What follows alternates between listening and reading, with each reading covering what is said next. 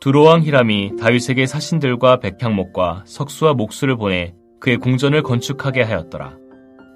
다윗이 여호와께서 자기를 이스라엘의 왕으로 삼으신 줄을 깨달았으니 이는 그의 백성 이스라엘을 위하여 그의 나라가 높이 들림을 받았음을 알미였더라.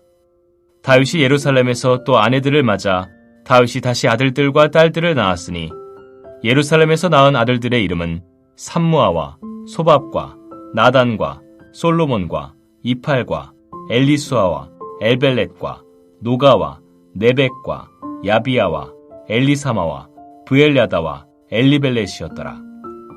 다윗이 기름 부음을 받아 온 이스라엘의 왕이 되었다 함을 블레셋 사람들이 듣고 모든 블레셋 사람들이 다윗을 찾으러 올라오매 다윗이 듣고 대항하러 나갔으나 블레셋 사람들이 이미 이르러 르바임 골짜기로 쳐들어온지라. 다윗이 하나님께 물어 이르되 내가 블레셋 사람들을 치러 올라가리이까 주께서 그들을 내 손에 넘기시겠나이까 하니 여호와께서 그에게 이르시되 올라가라 내가 그들을 내 손에 넘기리라 하신지라. 이에 무리가 바알 브라심으로 올라갔더니 다윗이 거기서 그들을 치고 다윗이 이르되 하나님이 물을 쪼갰같이 내 손으로 내 대적을 흩으셨다 하므로 그곳 이름을 바알 브라심이라 부르니라. 블레셋 사람이 그들의 우상을 그곳에 버렸으므로 다윗이 명령하여 불에 사르니라. 블레셋 사람들이 다시 골짜기를 침범한지라. 다윗이 또 하나님께 묻자온데 하나님이 이르시되 마주 올라가지 말고 그들 뒤로 돌아 뽕나무 숲을 맞은편에서 그들을 기습하되 뽕나무 꼭대기에서 걸음 걷는 소리가 들리거든 곧 나가서 싸우라. 너보다 하나님이 앞서 나가서 블레셋 사람들의 군대를 치리라 하신지라. 이에 다윗이 하나님의 명령대로 행하여 블레셋 사람들의 군대를 쳐서 기브온에서부터 게셀까지 이르렀더니 다윗의 명성이 온 세상에 퍼졌고 여호와께서 모든 이방 민족으로 그를 두려워하게 하셨더라. 어제 본문은 언약궤를 옮기는 도중에 하나님의 심판이 있었지만 언약궤가 오벳 에돔의 집에서 머무는 동안 하나님이 그의 집과 모든 소유에 복을 내리셨다는 말씀으로 끝을 맺었습니다. 그런데 왜 다윗은 언약궤를 가드 사람 오벳 에돔의 집에 맡겼을까요? 가드 사람이라는 것은 그가 블레셋 사람이라는 것입니다. 아마도 언약궤로 인해 우사가 죽었다는 사실에 전부 화를 입을까봐 이방인에게 떠맡겼을 가능성이 높아 보입니다. 그리고 오벳 에돔이 이방인이지만 믿을 사람으로 보였을 것입니다. 혹 어떤 이들은 15장 18절에 문지기 오벳 에돔이라는 이름이 나와 있는 것으로 보아 그가 레위인이었을 가능성을 말하기도 합니다. 어쨌든 언약궤가 오벳 에돔의 집에 머무는 동안 복을 받았다는 것은 언약궤를 옮기는 것 자체가 문제가 아니라 옮기는 방법에 문제가 있었음을 보여줍니다. 이 구절에 이어서 오늘 본문 14장에서는 다윗에게 임한 복과 명성이 소개되어 있습니다.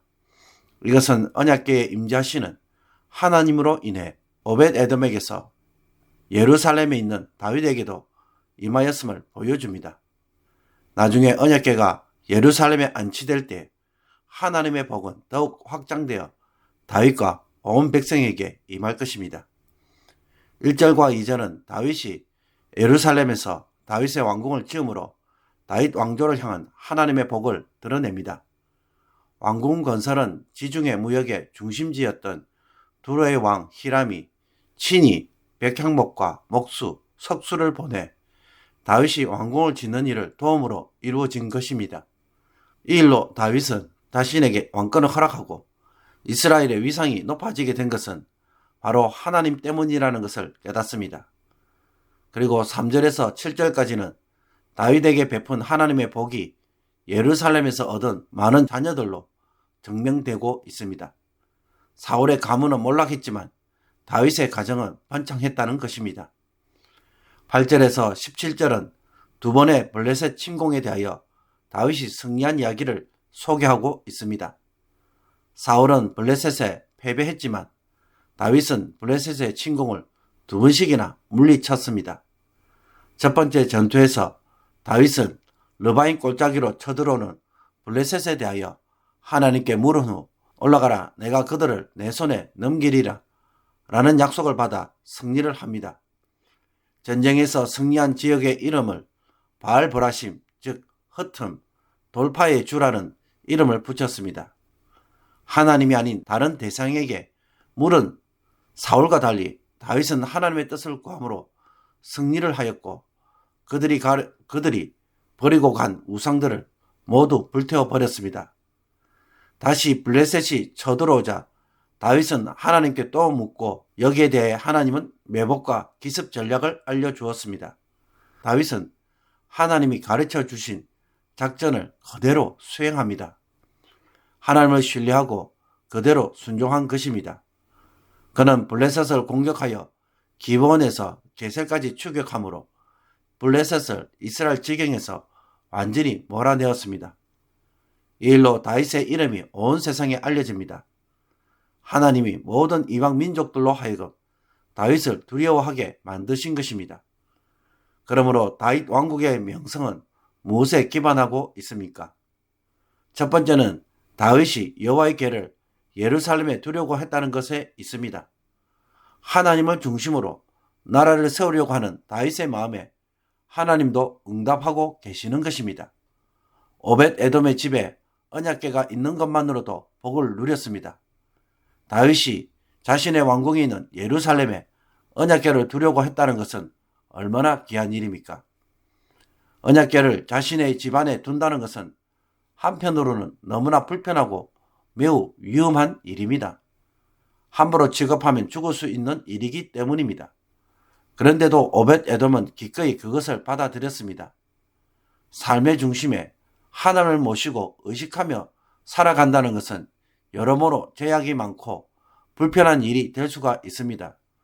말도 조심해야 하고 행동도 조심해야 하며 무엇보다 자기 마음대로 할 수 없기에 늘 하나님을 의식하며 산다는 것은 심히 불편하고 힘든 일일 수 있습니다.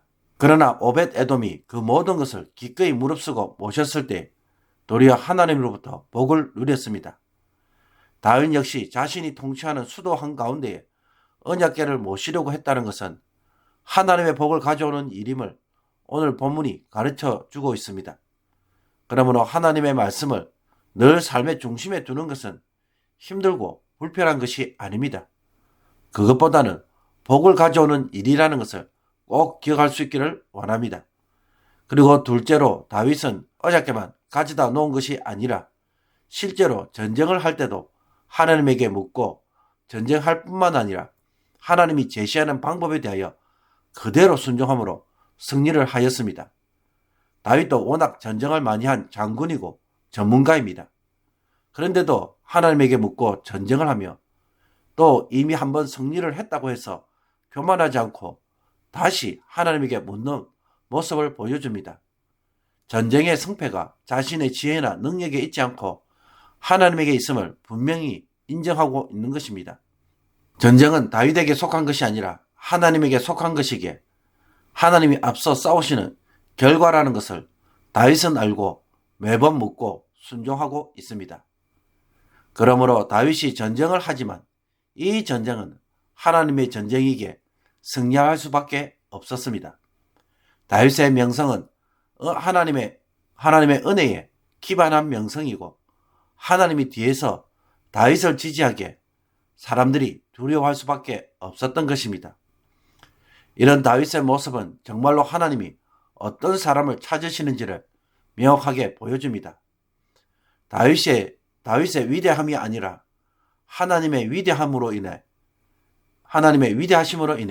다윗이 높아졌다는 것은 우리의 삶 역시 나의 지식이나 능력, 부에 있지 않고 하나님을 온전히 따르고 매사에 하나님의 뜻에 순종하는 것에 있음을 보여줍니다.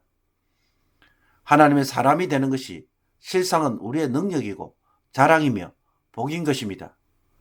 그러므로 인생의 문제로 막혀 있을 때 우리가 풀어야 하는 것은 그 문제가 아니라 하나님 앞에서 내가 어떻게 서 있는가, 이것을 반드시 먼저 풀어야 합니다. 여기에서 먼저 답을 찾고 순종하다 보면 일들이 하나씩 풀려가게 되어 있습니다. 다윗 왕국의 위대함은 하나님의 역사에 있는 것처럼 우리의 삶은 하나님을 중심으로 하는 순종에 있음을 늘 기억하고 하나님 앞에서 부끄럽지 않는 자기를 세우는 일에 더욱 힘쓰기를 주님의 이름으로 축복합니다. 기도 드리겠습니다. 여호와를 전심으로 구하는 자에게 응답하시는 하나님, 하나님과 정말로 깊은 관계를 누리고 순종으로 응답하는 삶을 살아감으로 세상에서 새로운 삶을 살아가는 그런 사람이 되게 하여 주옵소서. 세상 사람들이 말하는 모습과 삶이 아니라 이제는 다윗처럼 하나님의 뜻을 묻고 하나님을 모든 일의 중심에 두므로 하나님의 복으로 살아가는 법을 철저하게 배우게 하여 주옵소서. 문제를 만날 때마다 두려워하지 말게 하시고 길이 보이지 않을 때 좌절하지 않게 하옵소서. 빛이신 하나님을 바라봄으로 이 빛 속에서 새로운 길을 보고 즐거움으로 순종하는 귀한 성도들이 되게 하여 주옵소서. 예수 그리스도의 이름으로 기도하옵나이다. 아멘.